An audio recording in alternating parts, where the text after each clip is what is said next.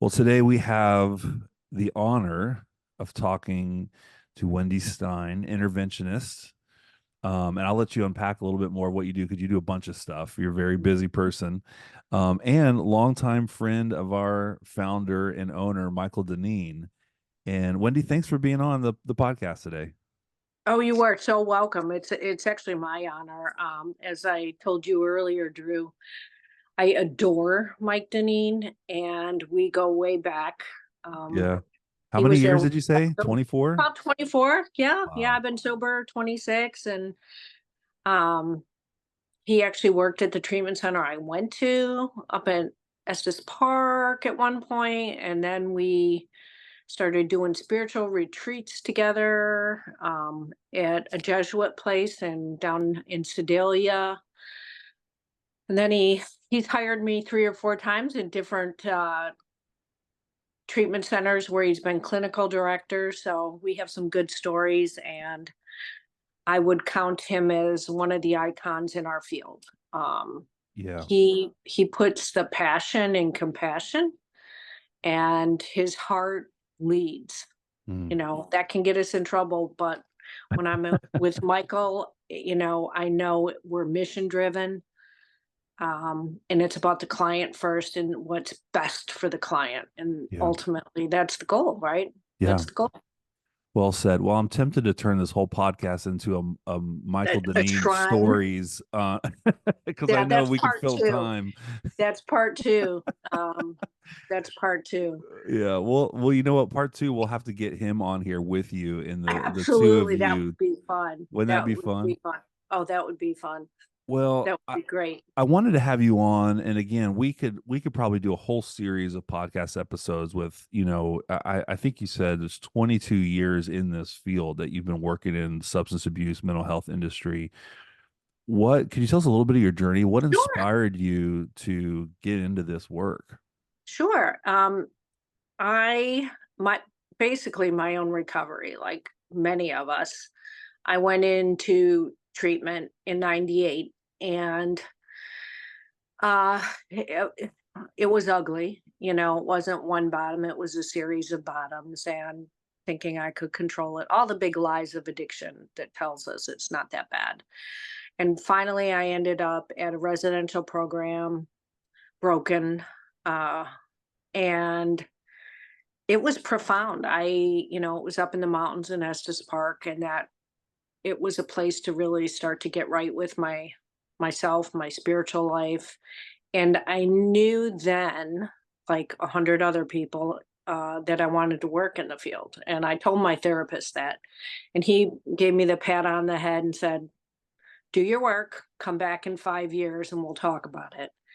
And that was really good advice.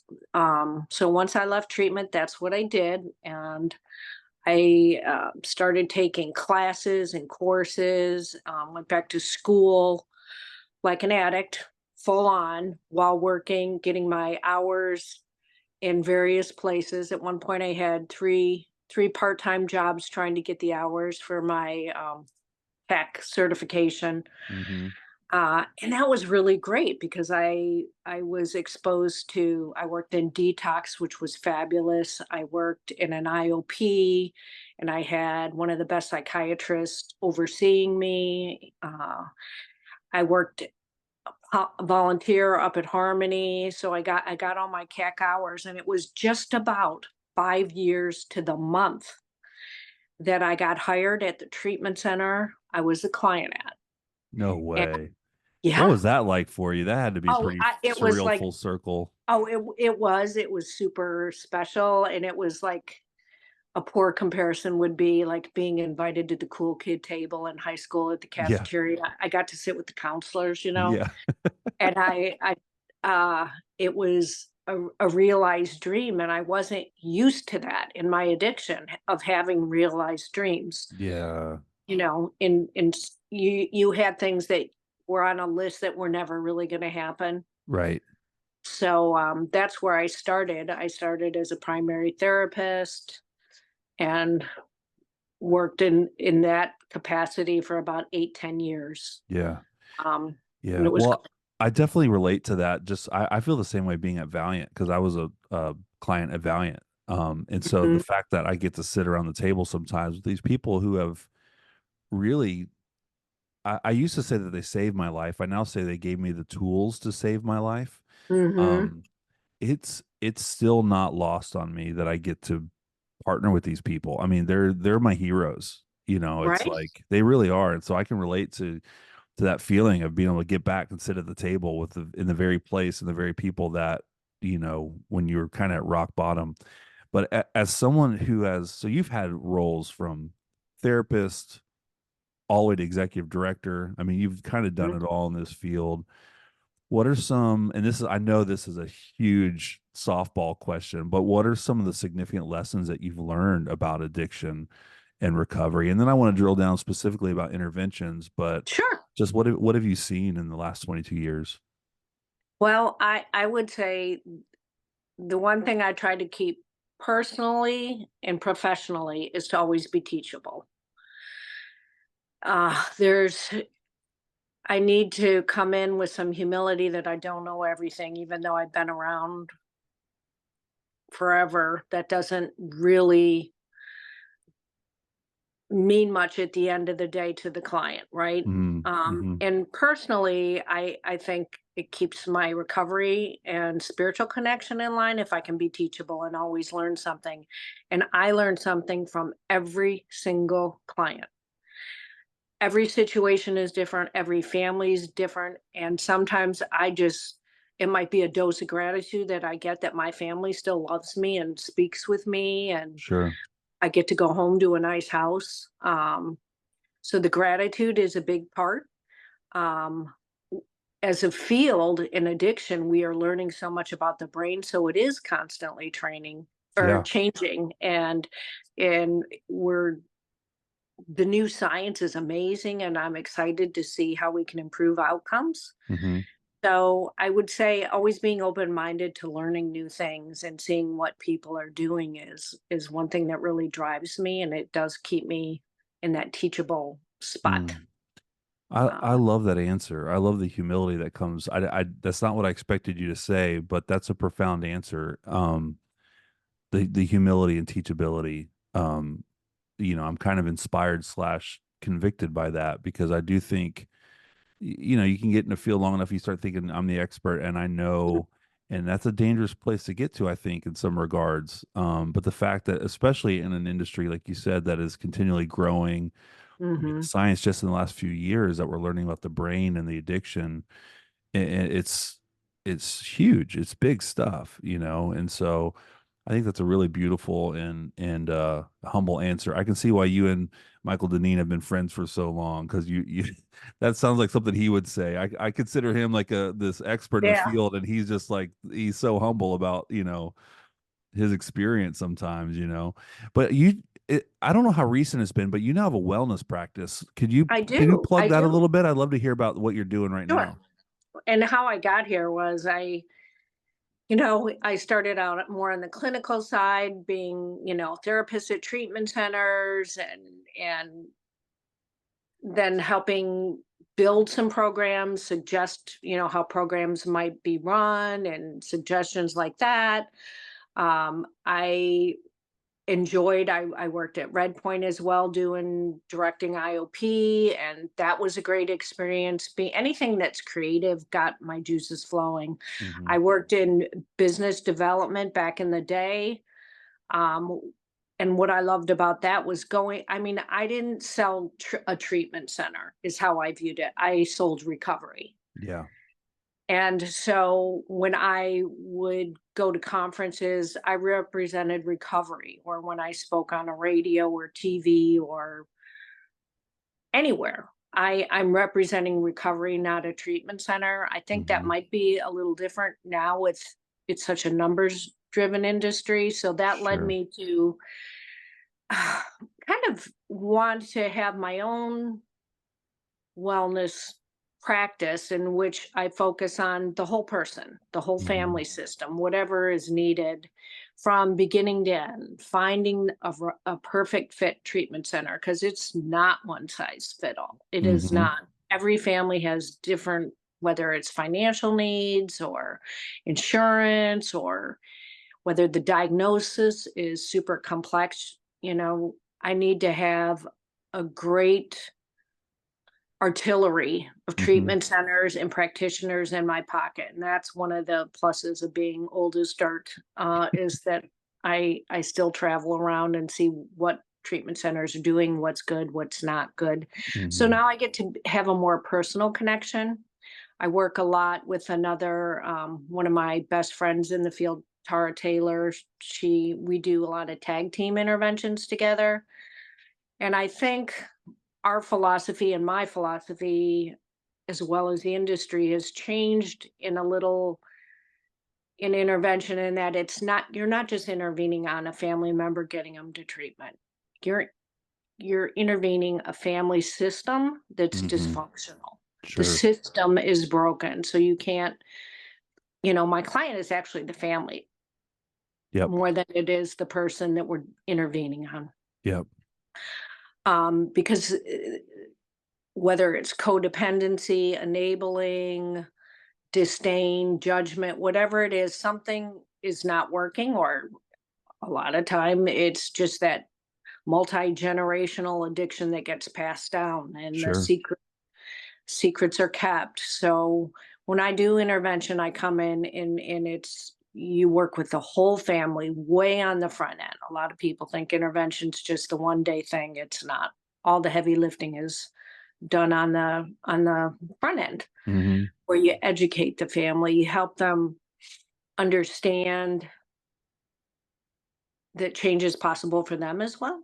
You Sure. know, if we're going to ask the client to go to 30, 60, 90 days to Valiant or someplace Sure. and change everything in their life, we kind of have to flip it and say, are you willing to change as well? So how do you and I don't want to get too far ahead, but I just feel like in your role, how do you help the family? So I feel like it'd be really easy for the family to be like, okay, this person has an issue, they have a problem. Can you come in and help them? They're messed up. And a lot of Mhm. times a huge blind spot, because I know Valiant is very passionate about this too. Deneen Mhm. is very passionate about the family I love systems. that. Um, I was just talking to my wife this morning, and she was talking about her recovery, even though she is what you might be called the traumatized or betrayed partner in the situation. She Mhm. realized through the work we did at Valiant how much work she needed. And this is her own words. This is not me saying this, but how do you help families realize that there might be something that they need to look at as well, not just the person that you're intervening on? And that's a great question, because that is typically the attitude of the family: is we're fine. We just need it. Once they get treatment, everything will be great, right? Everything will be fine. As the interventionist, I'm not a savior to the family or anyone. I am introducing concepts of therapy, treatment, and pointing them in the best direction possible. So I generally, am suggesting, after I do some education on addiction and family systems, you have a therapist. Maybe a trauma specialist would be really good for you, mom, because this, Hmm. finding your son on the floor had to be terrifying. I'm sure you Sure. have feelings about that. So I usually come in loaded with some resources. I often suggest that families members do, whether it's on-site bridge to recovery, a program somewhere. And Hmm. fortunately, Valiant has a great family component, so that's kind of taken care of. But I introduced the concept that we're all going to change here, right? The whole system's going to change, and that might look like, mom, you're in therapy. Dad, you just need some really good education. Maybe everybody needs some Al-Anon. Hmm. Kids need Betty Ford program, which is there's one in Denver, which is amazing, a free resource. And I'm plugging them in to the best long-term solution for them. My job Yeah. is to get them to make that call. Oftentimes we'll do a joint call together with a therapist and help them start to Hmm. feel supported, because they don't feel supported. Hmm. Hmm. Family members typically don't feel supported. Sure. Well, that makes total sense. It sounds like your pathway towards helping them get the help they need is empathy. Like, hey, you've been through a lot. You've been, Mhm. now that when you mentioned that, I think through that was kind of my wife's path, which was Valiant saying, hey, you might want to get your own CSAT and go to some of these support Work groups, through. whatever. And then as she did that, it started opening up more and more. Oh, maybe there's something I need to look at here or whatever. So very practically speaking, so I've only been a part of one intervention. It was Mhm. my own. So Oh, what, what is joy. right, which is the reason why I want to have you on. One of the reasons is looking back, it was the most beautiful, loving, care filled, careful process and experience, definitely in the top three of my life, where people came around me when I was very sick and did everything, put their lives on hold to get me the help that I needed. So I think intervention is this big, scary word, or you see it on TV or whatever. And it's like, at least in my experience, it was powerful and loving. And one of the first times I actually looked into someone's eyes and felt compassion. um my interventionist, the first thing he said to me when I sat down in this room and didn't know what was happening, I just knew my life was crumbling. He looked at me and the first thing he said was in the most loving, compassionate tone, he said, Drew, how long have you been in pain? And I did not expect him to say that. I was feeling so much shame and all. So for him to see me in that moment of like, you're you're in pain, and to have empathy was huge. So walk us through the process of intervention. If a Sure. family member is listening, or a friend, or even someone who's struggling with addiction, what does this process look like for you? Well, your interventionist was fabulous, that set that tone, and that is all the ultimate goal when I do interventions, is to set the tone of love and acceptance, validation, because as addicts, and you know, I include myself in that, we live in shame, and Yeah. we have zero self-esteem. And I like to, I do the love first style intervention in general, which is a very loving environment. And there's no forcing anyone anywhere. There's no white van out front. So, I try Putting to the set bag over the head and yeah, kidnapping him and everything. kidnapped with some screaming, and, Right, right. the TV show intervention, it was great that it shined the light on the process, but the way it's been sensationalized is it's a Mm, negative. And I don't think any good interventionist is modeling after right. that confrontational method. you Hmm. know it doesn't work for me. So I set the tone in the front that we are not here to judge anyone. We are here to bring a solution to a healthcare crisis. Addiction's a disease. It's a medical disease. AMA said so in 1955. Mental health is 90% of the time accompanying the addiction, probably higher, probably 99.9%. Sure. So we are treating conditions that psychiatrists, doctors can treat. So, you know, my philosophy is, we're going to come in, you are in pain. We see that. There's a time for you to tell us about that, but we have some solutions, and we are going to help you as a family come together, support you, and get you to the best possible place to treat these conditions, Mm, because we love you so much, and we need you to be part of this. You are yeah. part of us, we are part of you, and we are all going to get well. That's where having the family resourced is helpful, because once the client learns that, oh, his mom is going to get help, his dad is going to get help, and maybe, a sibling that is also struggling Hmm. is going to get help, that there's a path forward. Um, we lay it out, you know, each person writes a letter. I review the letters. We do some rehearsals.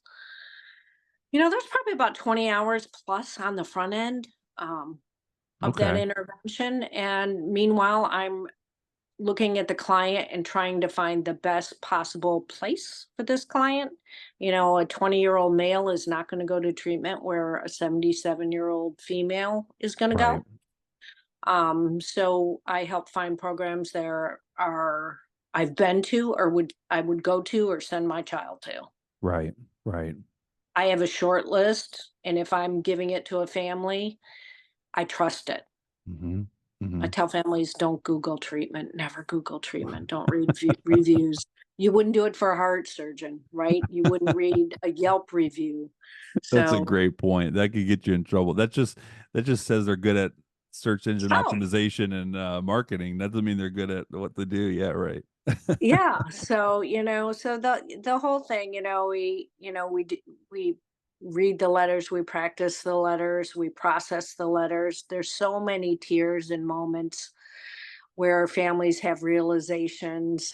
Um, So you're doing a of lot what of prep work up until the moment. So this isn't a we're walking in kind of cold turkey. No one knows what's going on. It sounds like the family is very it's dialed in. It's 95% done by the time we get to the actual intervention. And most interventions, 30 minutes, an hour tops. really okay. So they're not very long. No, because the client tends to know what's going on when a group of loved ones get together in a room. Hmm. They sense what the topic is anyway. Sure. And I try to disarm them fairly quickly, like your interventionist did, and say, you know, there are a lot of people here that love you and want to help you. And I'm just asking for some time to let us discuss some solutions. Please Yeah. listen. Please Yeah. listen to what everyone has to say. And you've listened But to the letters and kind of vetted those oh, a little bit. You've helped them to craft what they want to say and all that yep. stuff. I Yeah. have a format that I use Yeah. for a letter so everyone stays on script. So there's no kind of,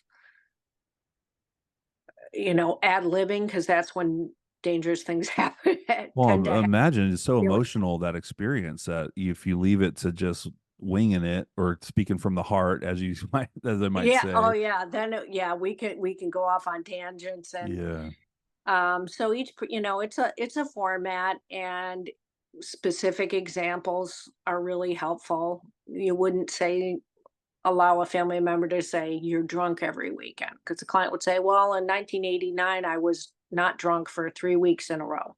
Right. You would Right. say last Saturday when I talked to you on the phone you were slurring your words and I was terrified. Mm. It's So very specific specific. examples, yeah. But the end is all wrapped up with you are such a vital part of this family. We love you so much. I'm waiting for you to walk your sister down the aisle at one point, and you bring hope Mm. and solution to this person where it's almost a no-brainer. So you're painting a picture of what could be. So you're forecasting the kind of the future of what we see. That's really beautiful. Yeah, Like, and it's powerful, as you yeah. say. In your intervention, it was a powerful event. It's almost like going to a good old Irish wake where everybody stands up and talks about the deceased person and these fabulous stories. Some are funny, some are Hmm. poignant, some are heartfelt, some are sad, and you know, it only you're alive when all these people are saying these fabulous things about you. Well, and Um, it's a very helpless and humbling feeling, almost in a good way for some of us who have had issues with control and intimacy disorder or whatever, to where you're for me, I was in a room with people that I had hurt, and those same people were saying, "We love you enough to get you help." It's a very weird feeling. There's got to be a better word than weird, but that's what just came up for me. It's a yeah, very it's awkward because you're like surreal. I feel like I owe you all an apology, and at the same time you're the ones that are extending a helping hand. It just feels I felt so I was going to say small, but I don't mean that negatively. I just felt very dependent and very humbled and very like I'm not deserving that it's a surreal experience. And that's the thing with us alcoholic addict types, right? We have no self-esteem and Mhm. we can't believe that someone else would value us. That's where our distorted thinking Yes. comes in, and we don't see solution in front of our face. We don't see family that loves us because we don't love ourselves. Wow. Wow. That's that's what I was trying to say. You said it so much better. That was exactly it for me. It was, if I stop performing or if they know the real me, they're not going to love me. And in that They won't moment, like they saw the real me and loved me anyway. anyway. And I didn't know what to do with that. That was Yeah, new for me. got goosebumps. Yeah, I know. That's it in a nutshell, Drew. Hmm. Um, we see them and love them. They are Yeah. us. None of us are perfect. Well, and it Uh, starts breaking down that, just the feeling The we wall. yeah, that's what, yeah, it starts breaking on the wall. It starts, that's, it's like one of the very first moments, at least in my experience, and I with others that I know in intervention, recovery, whatever, where you realize that you don't have to perform, you can be honest, the connection happens in the honesty. It starts breaking down those misconceptions of what showing up to your life looks like, Mhm. you know. Yeah. It's really a beautiful thing. The client sometimes will feel that it's a beautiful thing. Sometimes it takes a while for Hmm. it to be a beautiful thing, but the family is always impacted. And people ask me, what's a success rate of an intervention? And I hate that question, but I tend to answer it with, it's 100% successful in the fact that a family comes together to start the healing process. Hmm. They have dialogue they might never have had with each other. Grandma's talking to dad, dad's talking to sister. People are all sharing real honest feelings. There are no, all the secrets are out. There's no, it's a raw, naked feeling for the family. That is profound and that is successful.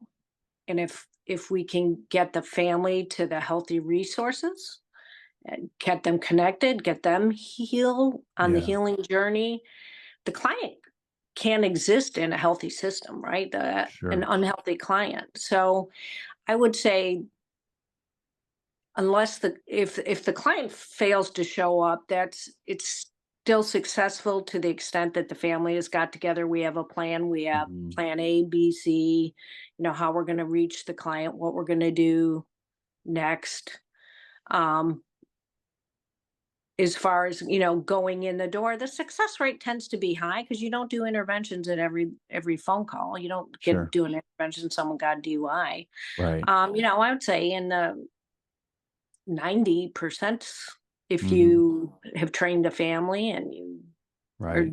the timing is right, it's a high Mhm. success rate. But success really to me is bringing the family together to start the healing process. So Yeah, and I think that's probably for a lot of families, and this could be generational, and I don't want to over generalize here, but I think a lot of families, the reason why we need you and experts like you is because this may be the first time that a family in their family culture is honest and is confronting. And for a lot of these families, I look back at my parents' generation and definitely my grandparents' generation. mhm, um it They just weren't as connected to their heart. They weren't as it wasn't as common for, especially for men, to kind of share how they feel or to share mhm. neediness or loneliness or whatever the emotion might be.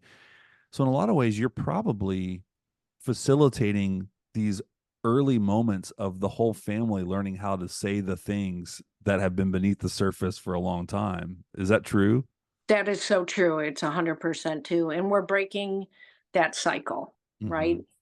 We are breaking the cycle of silence and judgment and shame. And I think what you said about as a male that it's harder, that I find that to be so very true. And that's why I do like the Valiant program for men, because it really it does address that chasm that Hmm. exists with men being able to express in a family system their feelings. Sure. And generation is a thing. It is a thing. But when the client sees grandpa crying Wow. and dad humbled Yeah.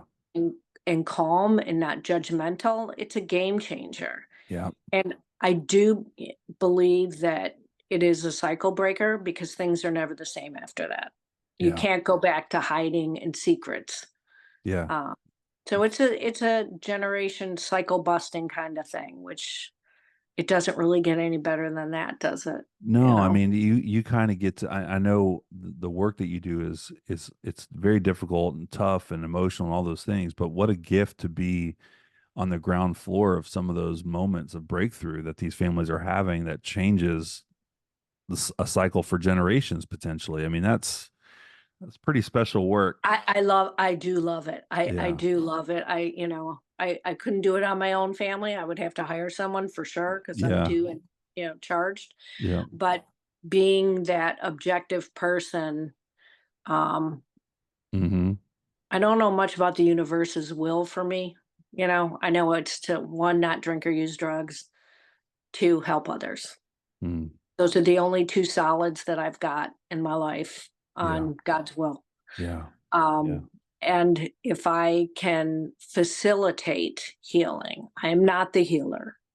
If I can facilitate the process, then that is about as big of heart win as you can get, right? Sure. I have grandkids now. I mean, they will not grow up in a cycle that I grew up in. Right. Now, and past clients that I've had with interventions, often I get a call for one member, and then a few years later I'll come back and do another one in the same family, and that's super meaningful. Mm-hmm. Um I get updates on weddings. I've gone to weddings. I That has to um be pretty special, huh? oh, Showing it up at a is. wedding. Yeah. I love being wrong when I think a client isn't going to do well in treatment and I hear that they're working at the treatment center. That is like the best feeling Yeah. uh of contributing to the greater good that I can Yeah. imagine. Well, I'm curious, what are some common signs? Like if someone's listening or watching this now and they're like, I think I have a family member or friend that might need an intervention. I'm not sure. Maybe they're not that bad yet, or maybe, we start kind of rationalizing. Sure. What are some common signs that you've seen that a loved one might need an intervention, and how can families and friends recognize these signs? Well, I would say if the addiction has been you know significant, there's dangers present, dangers to self and others, drunk driving, driving while high, watching children while intoxicated, or Mm-hmm. just even neglectful situations, not being able to hold employment, mood swings, mood changes. I do a lot of mental health interventions where marked mood changes, suicidal thoughts, ideations. Mm-hmm. Generally, when I get a call, things have been bad for a while. I will screen with the family member calling to make sure that this is, because you can't undo an intervention, right? You don't typically get a second shot. So Right. I need to make sure that it's warranted. I need to make sure that we can put a treatment in place. You can't do an intervention without a solution. That has to be all stitched up. You can't do it to punish someone. You Mm. can't do it to gain custody. So, it's a screening process, but I would say, if a, a loved one is super struggling, like holding a job, maintaining a relationship, Mm-hmm. I mean, it seems obvious to those in the field, but to family members, it's a slippery line because they've lost that Yeah. that perspective, Well, right? yeah, I was thinking it might, in a lot of cases, it may even normalize the behavior. Like, oh, that's just so and so. That's how they are. And then it's Yeah, like they you can't zoom hold a out, job.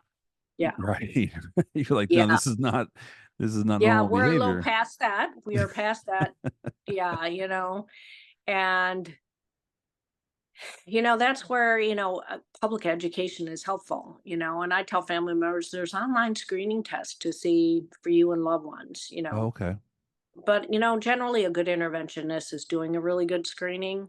Mm-hmm. But it never hurts to call. I will talk to anybody and not charge and say, Mm-hmm. yeah, I think you should find a solution.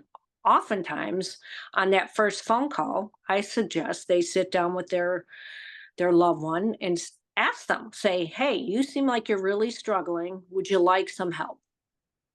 Okay. Just ask Start them. there. Yeah. Start there. Yeah. And they're like, oh, I haven't done that. I said, Let's start there." You might be surprised how many people would say, "Yeah, I could use some help." Literally, you just jogged my memory. The morning of my intervention, I literally said out loud, "I wish my friends would do an intervention on me." I felt so stuck and so Yeah. trapped that I didn't know how to. I couldn't see a clear path, and I just wanted friends and family just to like pick me up or just take me out of the situation, get me help. Yeah. I Yeah, was we can desperate barely for put it. our shoes on. Yeah, Yeah. we can barely put our shoes on more than figure treatment out or Right. insurance or Yeah. anything, Right. more or less get in a car. So I generally suggest that, just have a one-on-one with them and see what they say. And best case scenario, they say yes, and we start a process that way.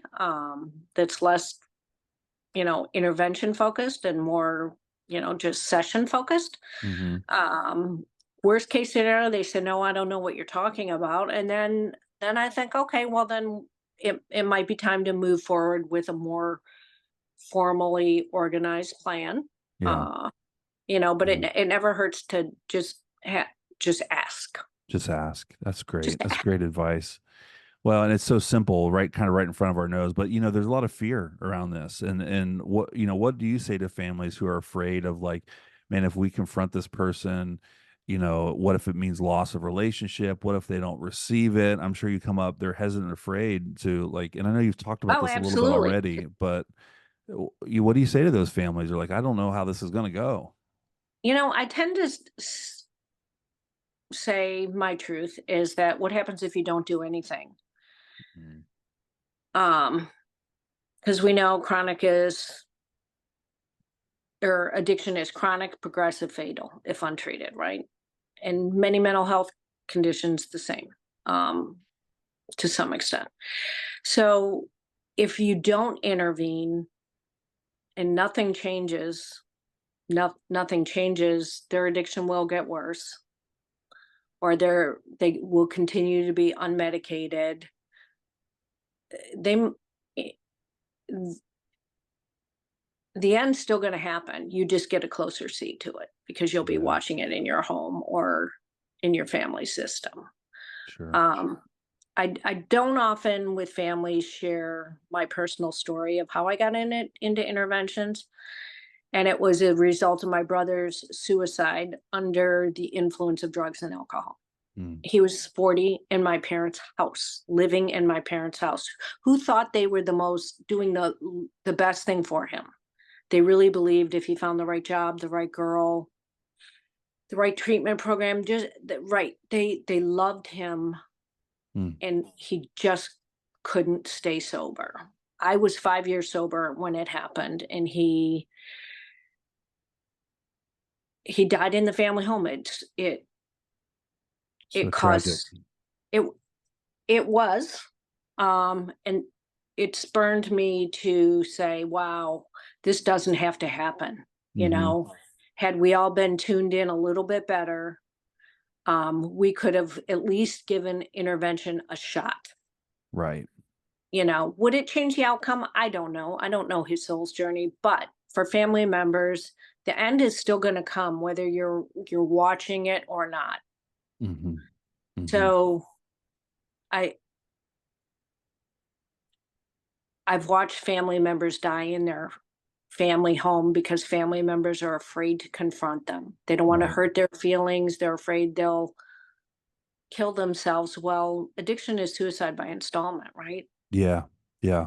That's really helpful perspective because I think a lot of times I think maybe we're afraid and we're just hoping that the problem goes away or it just gets better on its own or whatever. And, especially if there's patterns of codependency or whatever in the family and they're not used to talking about this kind of stuff.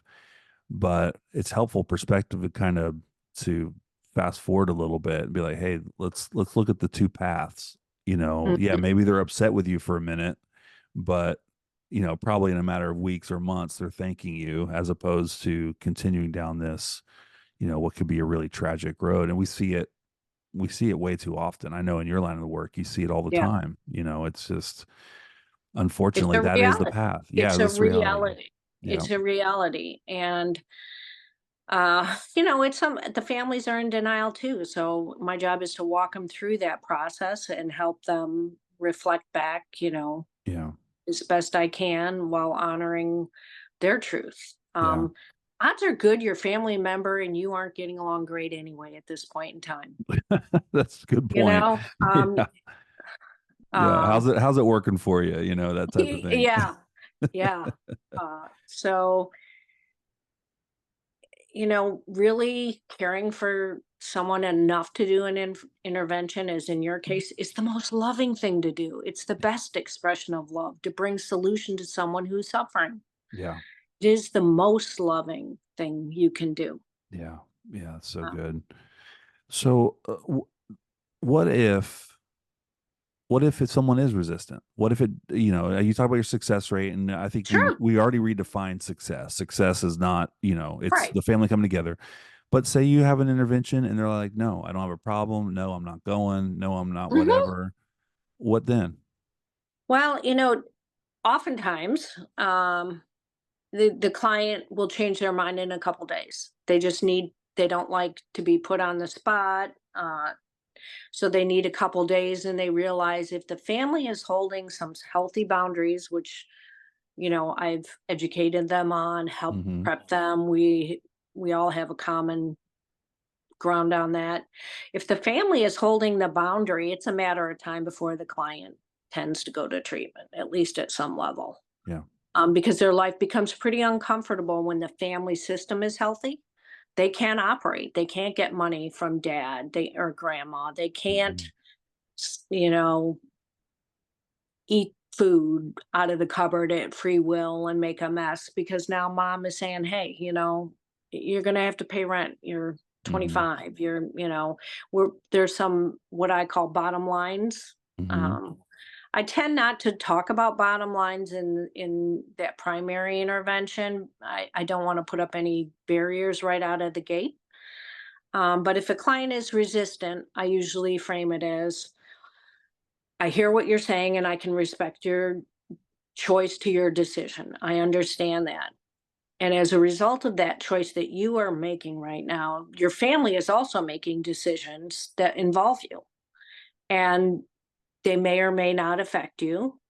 I'd like for you to hear what their healthy path forward looks like, what their recovery Hmm. plan looks like, because Hmm. each member has a recovery plan. So once they hear that the family is might do a family program somewhere, that tends to get their attention. Right. Well, they don't Or feel if picked on. Like it's not just me. We're all going to do something. well, yeah, Yeah. if they feel like mom and dad are going to be, or Hmm. husband or spouse is going to be engaged in treatment services, it makes them a little bit nervous. Like, wow, what Hmm. happens if they get healthy? I need to get healthy Oh, too. I Or didn't think about I, that. Yeah. so, we just talk about the family members and loved ones healing recovery path forward. And that tends to often change the outcome Gotcha. in a Gotcha. day or two. I would say it's almost rare where a client doesn't engage in some service within a couple of weeks, a month of an intervention. An intervention is profoundly impactful. Sure. Um, have there been instances where the addict moves on, gets a divorce, says, okay, fine, I'm going to just keep drinking or gambling or whatever? Has it happened? Yeah. Yeah. But at least the loved one can say, I did everything I could to bring Mhm. solution to this. I did everything I could to save the marriage or save the relationship and to offer hope and healing and good health. Yeah. And I did that. I didn't stand around. I did something. So if that person chooses not to, they can at least say I did what I could do. I kept my side of the street Yeah. clean and tried to help you with yours, and you are choosing. Yeah. Well, and to your point, there's very few addicts that I've seen who are at that point who are just loving their life and just like, Yeah. you know what, life is amazing right now and this is great. Most of them are stuck, they're trapped or they're miserable. Oh, And it's so horrible. this is a real that intervention for me was one of the lowest moments of my life, but it was also one of the biggest reliefs. It was like finally I can It's a start to get turnaround. help. Yeah. Yeah, it was just almost like a weight was lifted. Now I knew I had a tremendous amount of work ahead of me, but at least I knew I had a path. It's that glimmer of hope, and I and Hmm. I I wholeheartedly agree. It's that glimmer of Yeah. hope because we can't see it as addicts. We can't. Yeah. Our brains do not allow us to see a future. Yeah. We're just getting through day to day. Yeah. So I love how you Yeah. phrase that, but it Yeah. is a profound experience for sure. Well, and let me just because I want to be respectful of your time. This is so great. Thank you for doing this. This is Oh, amazing. But I have a couple. Is it okay if I ask you a couple okay. more questions? I don't You want to can be ask. selfish here, but this Yes, is yes, sure. you mentioned earlier about post intervention. Unpack that a little bit because I imagine you don't just zoom in, do this intervention, and Zoom like out. good No, luck. yeah, Yeah, yeah. yeah. What does that look like for you? Typically after an intervention, we'll do a little bit of a debrief right on site there, and we'll say, okay, how's everybody feeling? How did that make you feel? Will everyone just kind of process some things, get it out? Hmm. Um, a lot of tears, hugging, we're shuffling someone off either to catch a plane or to Valiant or to Hmm. the appropriate treatment center. So it's kind of a high. And then typically a day or two after, we'll either do a Zoom or in person, more organized meeting of, okay, where are we at? He's in treatment. Has anyone, heard? I will typically get a release. So if the release allows, I can share with the Hmm. family how their loved one's doing if they haven't heard.